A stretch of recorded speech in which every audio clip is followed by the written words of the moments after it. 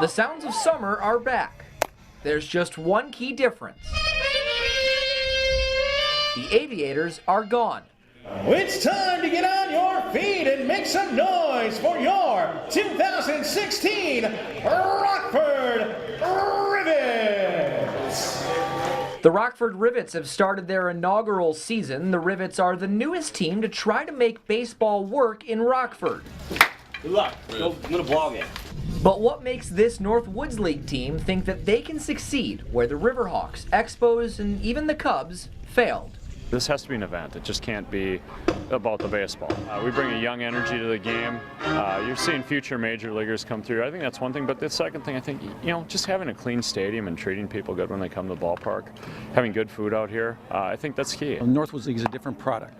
We got high quality summer collegiate baseball in this ballpark. It's a great ballpark.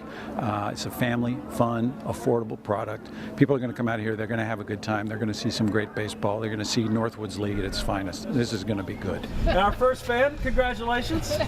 Thank you for coming. Fans start to file in about an hour before the scheduled first pitch. How you doing tonight? While Rivet Stadium is far from full, it's a start. I hope it's successful and that the local community supports it. It's a lot less expensive and a lot more accessible than a major league stadium, obviously. Something to do, something to get out of the house and watch some good baseball. It'll take a few years before we know if the Rivets can become Rockford's first successful baseball team. For now, there's really only one thing they can do.